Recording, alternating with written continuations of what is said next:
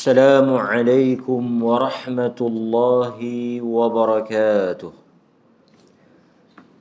الحمد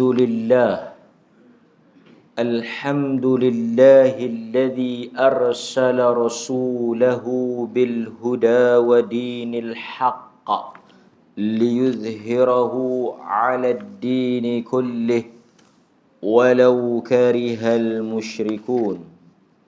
أشهد أن لا إله إلا الله وحده لا شريك له وأشهد أن محمدا عبده ورسوله. أما بعد. Alhamdulillah, muslimin muslimat, pagi ini kita sambung hadis 499. Sambungan daripada kuliah kita minggu lepas. Bab masih lagi berhubung dengan hadis-hadis tentang menziarahi iyadatul marid, menziarahi orang-orang yang sakit. Haddathana al-Makki qala haddathana al-Ju'aid bin Abdul Rahman an Aisyah binti Sa'ad anna abaha qala اشتكيت بمكة شكوى شديدة فجاء النبي صلى الله عليه وسلم يعودني فقلت يا رسول الله إني أترك مالا وإني لم أترك إلا ابنة واحدة فأوصي بثلثي مالي وأترك الثلثا قال لا قال أوصي النصف وأترك لها النصف قال لا قال فأوصي بالثلث وأترك لها الثلثين قال الثلث والثلوث كثير ثم وضع يده على جبهتي ثم مسح وجهي وبطني ثم قال اللهم اشفي سعدا اللهم اشفي سعدا وأتم له هجرته فما زلت أجد برد يده على كبدي فيما يخال إلي حتى الساعة أو كما قال. Hadis yang diriwayatkan oleh Al-Imam Al-Bukhari di dalam kitabnya Al-Adabul Mufrad. Satu benda kalau kita sebut rawahul Bukhari, dia akan merujuk kepada Sahihul Bukhari. Kalau disebut diriwayatkan oleh Al-Bukhari, dia tak sebut di mana. Al-Imam Al-Bukhari ni dia ada tulis juga kitab-kitab yang lain. Kalau dia sebut diriwayatkan oleh Al-Imam Al-Bukhari tanpa disebut nama kitab ataupun tanpa disebut di mana diriwayatkan, kita boleh faham hadis itu diriwayatkan oleh Al-Imam Al-Bukhari di dalam di dalam Sahih Al-Bukhari. Dan kitab dia yang terkenal itulah. Tapi kalau lain daripada itu akan disebutlah diriwayatkan oleh Al-Imam Al-Bukhari di dalam kitabnya Al-Adabul Mufrad. Maksudnya bukan dalam Sahih Al-Bukhari. Kerana di dalam kitab selain daripada Sahih Al-Bukhari tidak disyaratkan hadis tersebut mestilah sahih. Ada juga hadis-hadis yang dhaif yang digunakan oleh Al-Imam Al-Bukhari rahimahullah. Baik, kita tengok pada hadis ni yang diriwayatkan oleh Al-Imam Al-Bukhari dalam kitabnya Al-Adabul Mufrad yang kita baca ni. Al-Makki meriwayatkan kepada kami, beliau berkata Al-Ju'aid bin Abdul Rahman meriwayatkan daripada Aisyah binti Sa'ad. Aisyah binti Sa'ad. Ini bukan Aisyah isteri Nabi yang anak kepada Abu Bakar As-Siddiq, tapi yang ni Aisyah binti Sa'ad, anak kepada Sa'ad bin Abi Waqqas. Kata dia anna abaha, bapaknya, bahwasanya bapaknya meriwayatkan, menceritakan bapak dia siapa? Sa'ad bin Abi Waqqas. Kita semua maklumlah, terkenal. Sa'ad bin Abi Waqqas merupakan salah seorang daripada, bila kita sebut nama Sa'ad bin Abi Waqqas, terkenal, merupakan salah seorang daripada 10. Yang tu dulu. Kalau Sa'ad bin Abi Waqqas kita tak jelas, kita tak ingat, paling kurang kita tahu dia termasuk di kalangan 10 yang dijamin syurga. Kita kena itu dulu. Kerana di kalangan para sahabat ni, maqam, ranking, kedudukan yang paling tinggi ialah 10 yang dijamin syurga. Maksudnya sebelum mereka meninggal dunia, telah ada jaminan daripada Nabi bahawa mereka ini termasuk di kalangan ahli syurga. Sa'ad bin Abi Waqqas. Sa'ad bin Abi Waqqas terkenal juga dengan cerita yang mana beliau ini diuji oleh Allah Azza wa Jal dengan ibu dia. Ibu dia. Ini cerita yang masyhur. Ibu dia ni telah buat satu ugutan kepada Sa'ad bin Abi Waqqas, yang mana mak dia telah minta ugut Sa'ad ni supaya murtad, keluar daripada Islam. Mak dia musyrik, tak masuk Islam, kafir. Kemudian mak dia kata kepada Sa'ad, keluar, kembali kepada agama nenek moyang, balik kepada agama asal, keluar daripada Islam. Jika engkau tak keluar daripada Islam, mak dia telah buat satu ugutan, mogok lapar. Tak akan menyentuh dan makan apa-apa makanan dan minuman.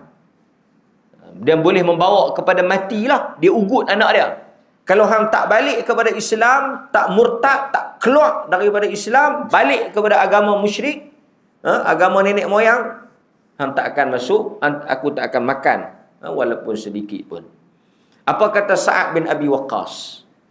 Ini ayat yang tuan-tuan selalu baca, ayat yang turun berhubung dengan kisah Sa'ad ni lah. Wa in jahadaka an tusyrika bi. Quran kata sekiranya engkau dipaksa untuk mensyirikkan Allah, disuruh mensyirikkan Allah, fala tuti'. Quran kata jangan dengar dan taat. Jangan ikut. Berhubung dengan kisah Sa'ad ni, jangan ikut, jangan akur. Sebab itu di dalam Islam, tuan-tuan, masyhur hukum tidak boleh kita dengar dan taat pada perkara yang menyalahi dan menyelisihi syarak. Fala sam'a wala ta'ah. Tak boleh dengar dan taat pada perkara yang haram. Pada asalnya wajib seorang anak taat kepada ibu dan ayah. Wajib, hukum dia wajib, bukan sunat. Mentaati titah perintah ibu dan ayah ni wajib.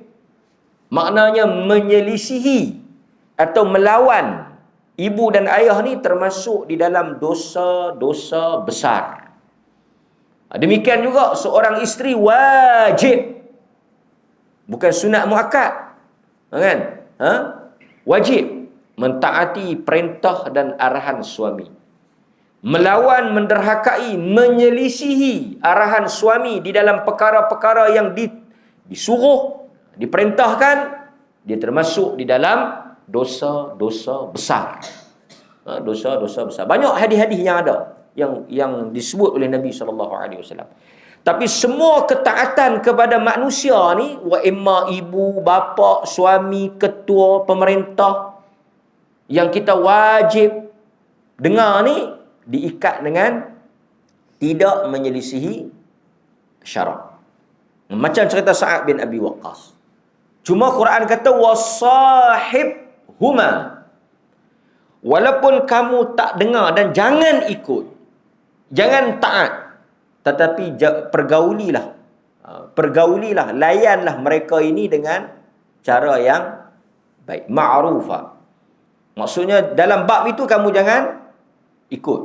Tapi dalam bab lain, teruskan hubungan yang baik. Jadi maksudnya, anak-anak yang memeluk Islam, kemudian mak bapak dia yang masih lagi kafir, boleh berurusan, bermuamalah, dan juga boleh meneruskan hubungan kekeluargaan tersebut. Wajib dia berlaku baik walaupun ibu dan ayah dia itu kafir. Tak putus hubungan tersebut. Baik tuan-tuan. Jadi Sa'ad kata dekat ibu dia, cerita yang kita kerap selalu dengar, kalaulah Allah Azza wa Jal memberikan kepada ibu dia 100 nyawa. Kalau mak dia ada 100 nyawa, dia kata dekat ibu dia, kalau kau ada 100 nyawa, mati hidup balik, mati hidup balik, mati hidup balik, mati hidup balik, tetap dia tak akan keluar daripada Islam.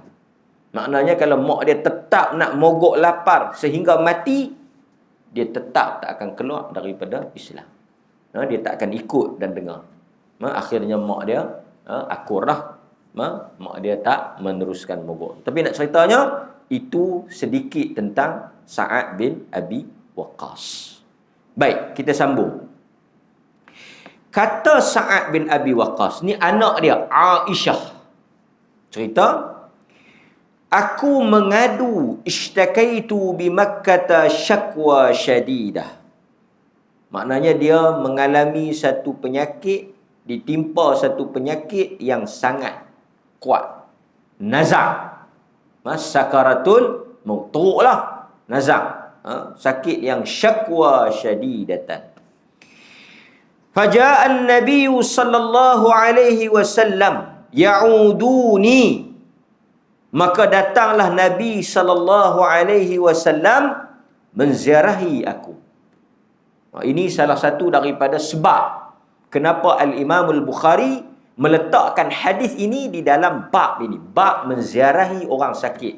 Cuma dia spesifik, dia sebut tu jawfal lail, bab al-iyadah, jawfal lail, bab menziarahi orang sakit pada waktu malam. Jadi Nabi SAW ni bila dia dengar Sa'ad bin Abi Waqqas sakit, ya'uduni. Sa'ad kata, Nabi mari ziarah aku. Mari ziarah aku. Dan salah satu daripada perkara yang wajib, tuntutan ke atas seorang Muslim, menziarahi orang sakit lah. Haqqul Muslim. Hak orang Islam, kata orang Islam yang lain, iyadatul marid. Menziarahi orang yang sakit. Apabila Nabi SAW sampai, pergi menziarahi dia, melawat dia, dia ambil kesempatan tu tanya soalan. Masa ni dia dah lorat lah. Utara kata orang lorat, sakit teruk, nazak. Dia pun berasa lain macam lah, kan? Dia kata, ya Rasulullah, wahai Rasulullah, inni atruku malan. Sesungguhnya pada diri aku ini mempunyai harta yang banyak. Ini salah satu pengajaran juga yang boleh kita ambil, bahawa di kalangan para sahabat, mereka ada yang berharta dan kaya. Ada yang mempunyai harta dan kaya. Salah seorangnya Sa'ad bin Abi Waqqas. Maksudnya ketika dia hidup, dia mengumpul kekayaan, dan ketika dia nak mati, ada harta. Menunjukkan bahawa mengumpul, mencari, menyimpan harta tidak dihalang dan tidak dilarang oleh agama. Ini antara dalilnya. Taklah Nabi kata, apa hang ni? Kumpul harta, kan? Cari harta buat apa? Tak. Dia kata, ini atruku malan. Aku ada harta yang banyak. Wa inni lam atruku illa ibnatan wahidah. Dan aku tidak mempunyai waris, dan tidak ada orang yang nak mewarisi, melainkan seorang anak perempuan. Saat ada seorang ya, ibnatan wahidah. Dia ada the only one, satu-satunya anak perempuan pula tu. Yang mana kalau kita tahu perempuan ni dia akan kahwin dan kehidupan dia akan ditanggung oleh suami dia, tak ada masalah sangatlah. Sebab itu kalau kita tengok pembahagian faraid, kita ada Faraid, kita ada hibah, kita ada wasiat. Tengok faraid. Faraid ialah jamak kepada fariidah. Satu kewajipan. Benda yang telah ditetapkan. Benda yang telah diwajibkan, ditentukan, ditetapkan. Berapa kadar dia? Portion dia banyak mana? Siapa yang patut, layak dan boleh dapat? Itu dia panggil faraid. Harta yang dimiliki oleh si mati ketika hidup. Maknanya kalau duit tu dia dapat lepas mati, tak termasuk di dalam faraid. Duit apa? Duit yang nak faraid ni, duit yang tuan-tuan dapat masa hidup. Duit simpanan, tanah, rumah. Duit-duit yang tuan-tuan milik ketika hidup. Tapi kalau duit tu tuan-tuan dapat lepas mati, selepas mati, kerana kematian. Duit khairat kematian. Duit pampasan. Duit sagu hati. Duit apa lagi? Duit pencen. Ada pula pencen pun nak faraid. Punya mangkak. Ini pun satu tak ketahuan pala ekor. Kan? Pencen bukan termasuk dalam faraid. Kan? Duit-duit yang dia dapat, duit orang bagi masa pergi mengunjung. Nah, duit apa lagi? Ada simpanan ke apa ke, ditabung haji. Bagi lepas mati tu, kerana mati dapat 3,000 ke 5,000. Yang duit tu dia boleh terus dapat tanpa perlu difaraid. Ikutlah siapa yang dia namakan. Tapi kalau duit simpanan, yang dia simpan masa hidup, yang ni kena faraid. Kan? Lepas tu dia bertanya pula, pinggan, mangkuk, periuk, belanga, kain baju ni nak kena faraid tak?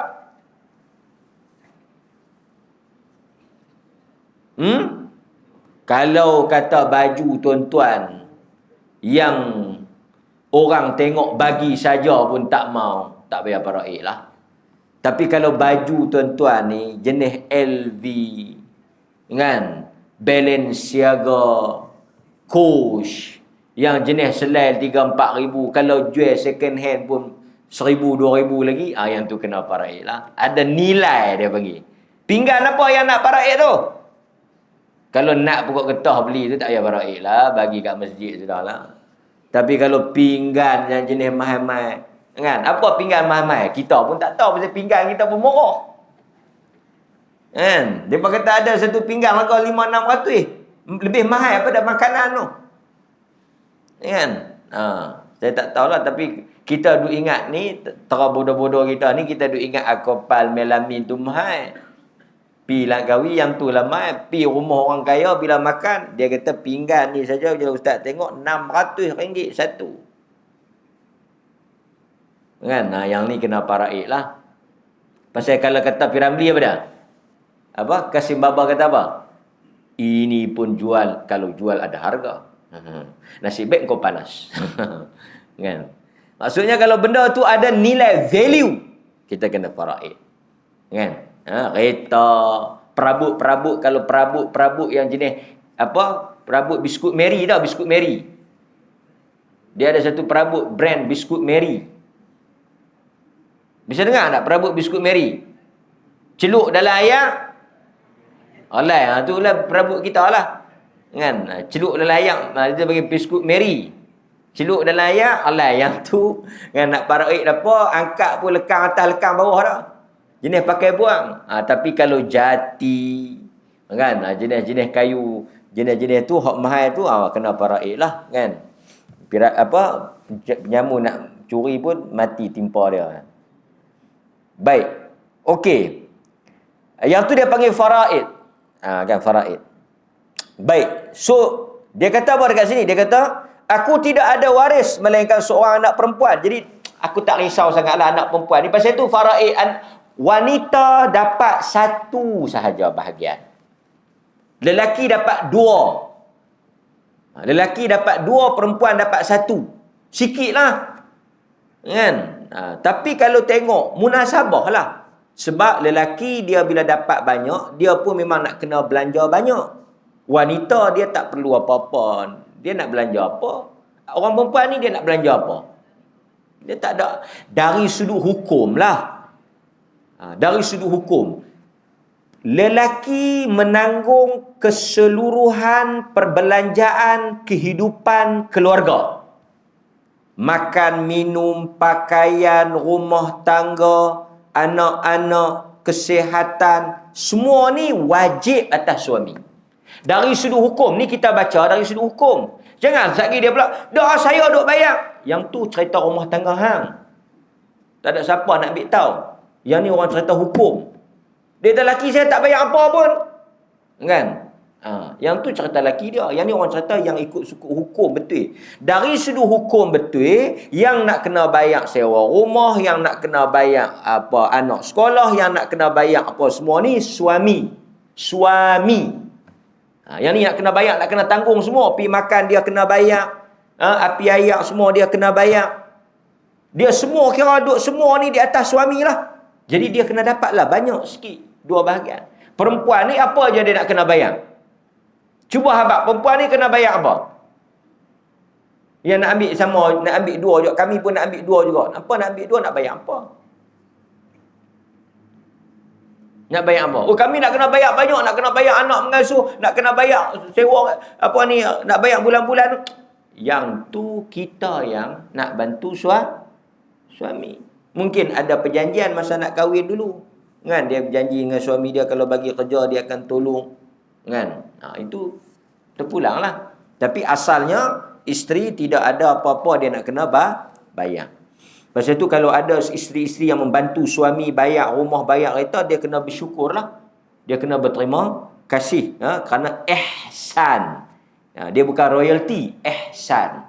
Iaitu di atas belah kasihan dia tengok suami dia tak mampu, tak berkemampuan, tak ada keuangan yang kukuh, dia bantu suami dia bayar. Walaupun dari sudut kewajipannya dia tak perlu bayar apa pun, kan? Baik.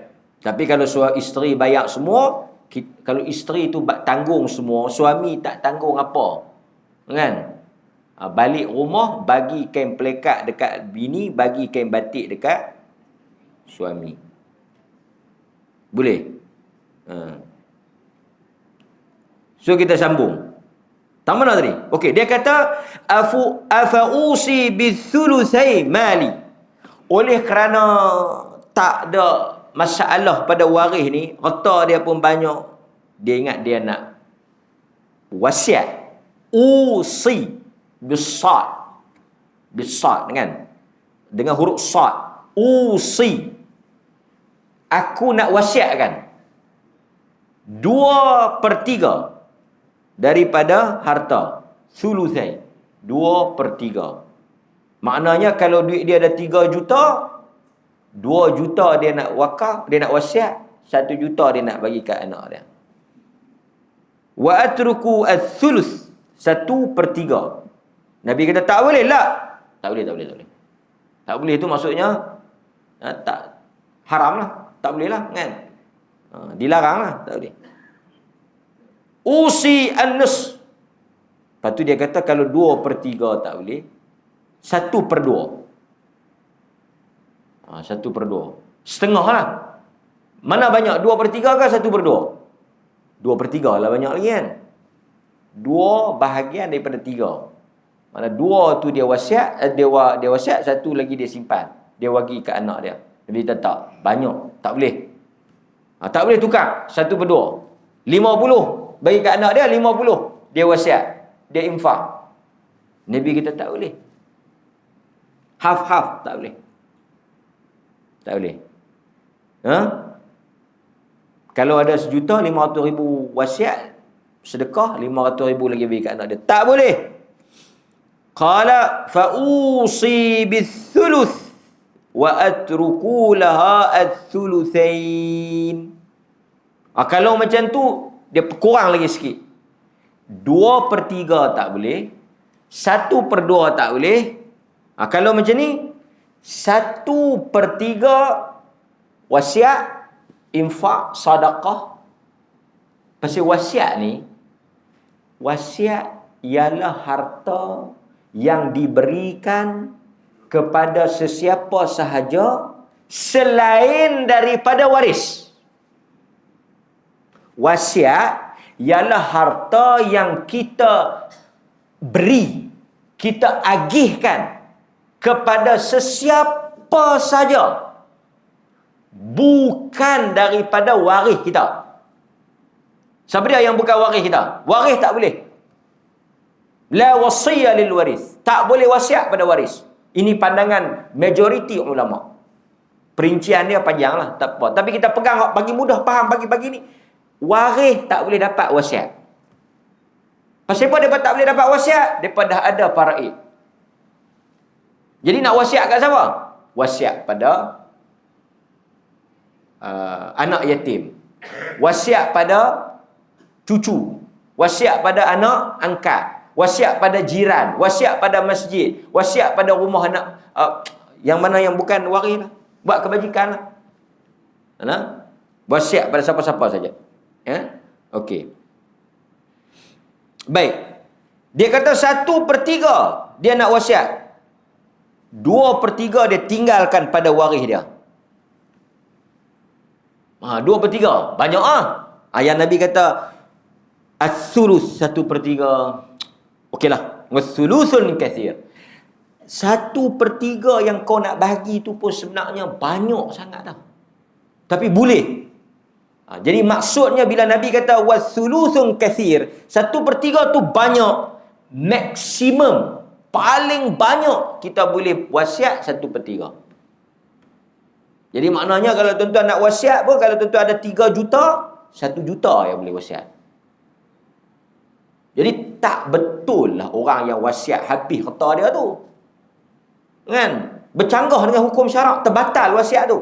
Wasiat yang dibuat bercanggah. Pasal tu tuan-tuan kena ingat. Dia wasiat kat kau ni ustaz, dia wasiat kat kau ni, dia wasiat kat anak sulung, dia wasiat dekat bini dia, dia wasiat dekat menantu dia.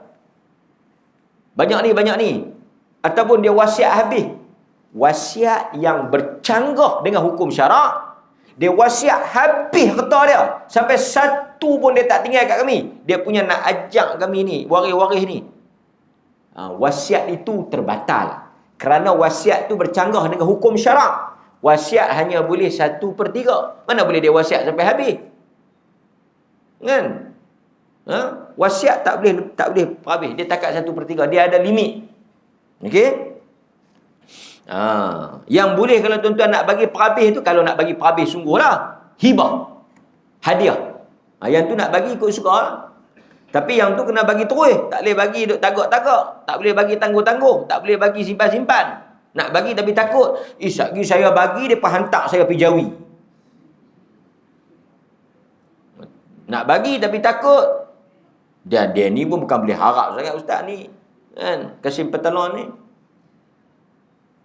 Dia nak bagi kat anak dia. Kan? Dia nak bagi kat kawan tu. Dia nak bagi kat kawan ni. Tapi dia takut kawan tu jual dia. Kan? Hibah ni kalau kita nak bagi, terus bagi. Dia panggil al-qab. Berlaku serahan. Serta-merta. Nak bagi dekat anak gelang mah, rantai mah, apa semua bagi. Jangan nak bagi lepas mati. Ada nak bagi rumah lepas mati. Kalau lepas mati, wasiat lah. Kalau nak bagi lepas mati, wasiat. Kalau bagi terus, hibah. Sekali lagi saya tukar nama rumah ni, pi bagi dekat dia. Esok dia main angkat kain baju, pi bagi dekat rumah Seri Kenangan. Tinggallah di situ bersama kenang-kenangan. Walaupun banyaklah istilah-istilah baru, hibah bersyarat dan sebagainya kita tahu. Kan? Bagi tapi selepas mati, hibah bersyarat. Wallahu ta'ala alam. Ada pandangan-pandangan ijtihad baru yang dibuat. Baik, tapi tak apa, kita fokus hadis ni. Okey. Dalam hadis yang lain, dalam riwayat yang lain ada tambahan, tapi dalam ni dia tak ada lah. Ada tambahan yang sebut kata Nabi SAW kata pada Sa'ad, engkau tinggalkan waris-waris engkau kaya. Tinggalkan anak engkau ni ada duit. Tinggalkan cucu keluarga engkau ni berharta. Sebenarnya itu lebih bagus dan lebih baik di sisi Allah. Maknanya kalau kita mati, anak cucu kita kaya dengan harta benda yang kita ada, kita tinggalkan dekat dia harta yang ada. Seperti mana Ismet Ulam Raja, kan? Meninggalkan harta kepada Sulaiman Akhlaqan untuk diberikan kepada apa semua ni. Yang tu bagus. Nabi kata khairun, lebih baik daripada engkau meninggalkan mereka ni dalam keadaan miskin meminta-minta. Kan? Cuma janganlah kita tinggal semua sampai tak buat apa kebaikan langsung untuk kita. Tak boleh juga, pasal mereka ni pun bukan boleh harap. Kan? Tapi yang lagi teruknya tuan-tuan, yang lagi malangnya, yang lebih malang daripada lebay malang, yang ni memanglah tak tahu lebay apa. Dia tu masa hidup kebajikan apa pun tak buat, kedekut paik. Memang jenis kedekut. Dia sendiri nak, bukan kata nak sedekah dekat masjid, dia sendiri nak makan pun berkira. Bini dia kata, mujuklah masjid buat kenduri. Bolehlah juga makan ayam rus. Kalau tidak makan ikan kering saja. Tengok badan saya pun naik kering, Ustaz. Suami engkau bukan kaya ke? Suami saya memang kaya, tapi dia punya satu duit nak berasa tu punyalah susah. Kami semua kalau makan sedap ni, tak kenduri masjid, kenduri kahwin. Tu duk berharap orang buat kenduri. Dah kepalih kenduri mati, tak ada. Nak punya makan susah. Kan?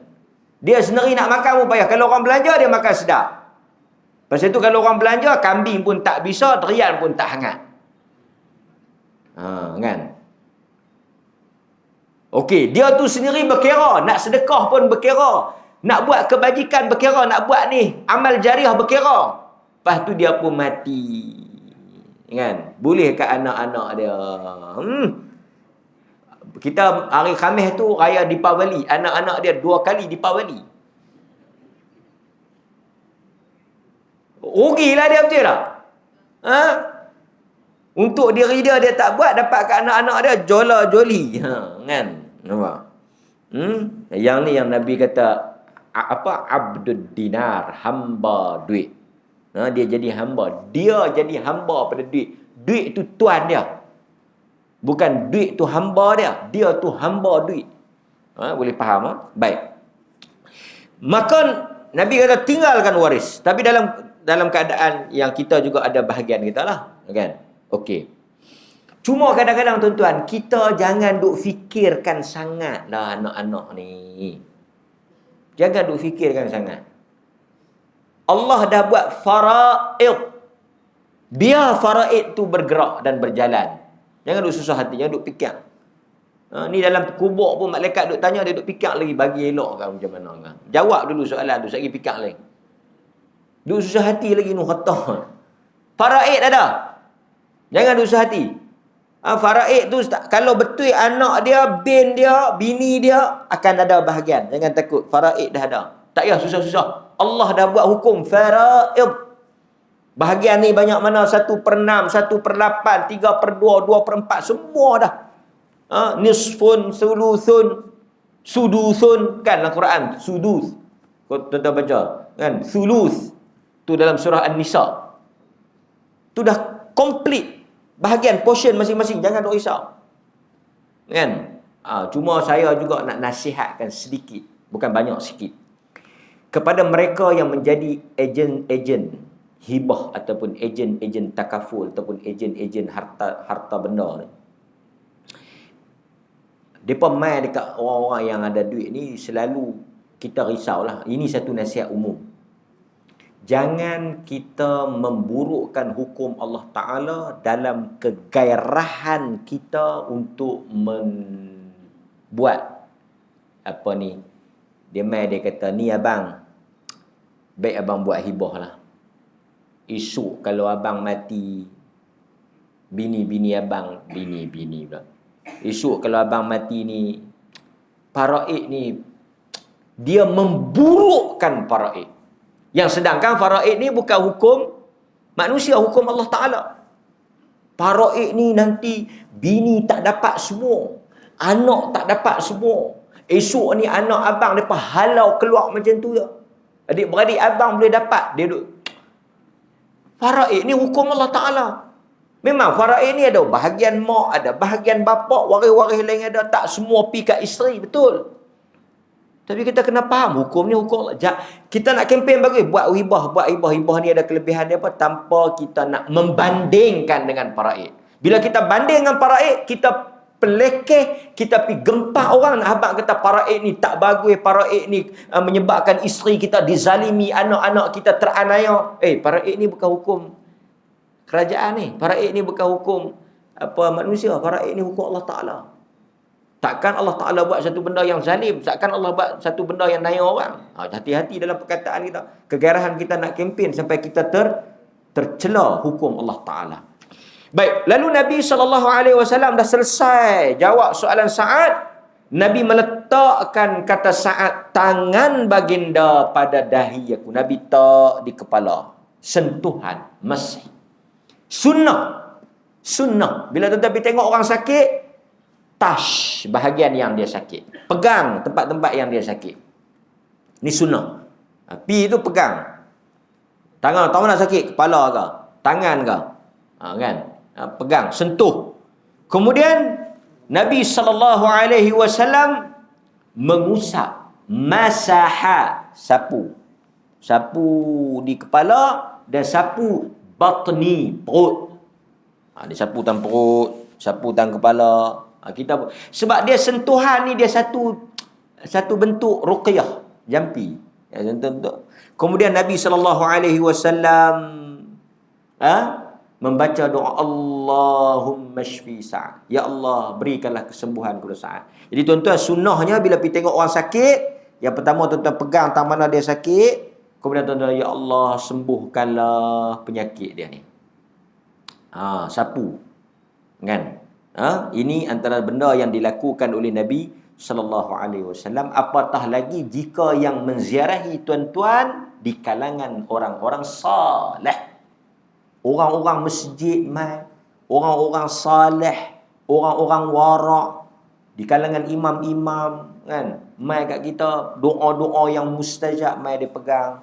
Ya Allah, sembuhkan dia. Ataupun ya Allah, jika hidup ini lebih baik, panjangkan umur dia. Jika kematian itu lebih baik untuknya, kematian itu kerehatan baginya, engkau matikanlah dia. Tang matikanlah dia tu jangan derah sangat. Kan? Tang hidup tu tak apalah derah. Ya Allah, jika hidup ni lebih baik kau sembuhkan dan kau panjangkanlah usianya. Lepas tu tang mati tu kita terkumat kamik lah sikit. Kalau mati. Janganlah sebut kalau mati tu lebih baik nampak teruk sangat, mati buang lah. Janganlah kan. Daripada kawan tu duduk boleh hidup sehari dua, dengar kita doa lagu tu, mati terus. Kan? Baik, ini yang dilakukan. Kata Sa'ad, aku rasa sejuk tangan Nabi tu sampai lah ni duk terasa lagi. Kan? Ini apa yang dilakukan oleh Nabi SAW kepada Sa'ad bin Abi Waqqas ketika beliau ditimpa penyakit. Maknanya ini antara perkara yang kita boleh belajar daripada hadis ni. Dan tuan-tuan semua, bila berlaku kematian, yang pertama, harta benda tuan-tuan akan digunakan untuk pengurusan jenazah. Yang kedua, dilangsaikan hutang piutang. Yang ketiga, ditunaikan wasiat yang dibuat oleh tuan-tuan. Yang terakhir daripada baki harta yang ada itu, difaraidkan kepada ahli waris dan keluarga. Dan tuan-tuan juga kalau boleh adalah bahagian-bahagian yang tuan-tuan dah letakkan untuk kebajikan dan juga khairat ataupun kebaikan tuan-tuan selepas daripada kematian. Berfikirlah untuk jangka masa yang panjang. Berfikir untuk anak-anak bagus. Beli siap-siap rumah seorang satu, beli kereta seorang satu, bagus. Kan, simpan duit seorang satu, siap tanah seorang satu. Kan, ada orang dia dah siap dah kat anak-anak dia semua, tapi untuk dia terlupa. Saya nak buat apa? Saya nak mati. Yang tu yang lebih penting. Untuk mati tu. Kan? Sebab itu Nabi SAW tanya kepada Aisyah radhiyallahu anha, kambing yang kita sembelih tadi ni apa yang tinggal kat kita? Bahagian mana? Aisyah kata ada bau kambing kat kita. Nabi kata bau kambing tu sebenarnya, bahu kambing tu yang habis. Daging yang kau bagi tu yang kekal. Maksudnya yang kita sedekah tu kekal sampai mati, sampai kiamat. Bau tu bahu kambing tu sekali kita gulai, kita buat kari, kita makan, habis. Benda yang kita makan ni tak menjadi pahala. Kan? Tapi benda yang kita sedekah kekal di sisi Allah Ta'ala. Jadi setakat itu dahulu hadis kita pada pagi ini. Mudah-mudahan tuan-tuan semua mendapat pengajaran dan juga manfaat daripada hadis Sa'ad bin Abi Waqqas radhiyallahu anhu. Wassallallahu ala nabiyina Muhammad wa ala alihi wa sahbihi wasallam. Alhamdulillahi rabbil alamin. Amin.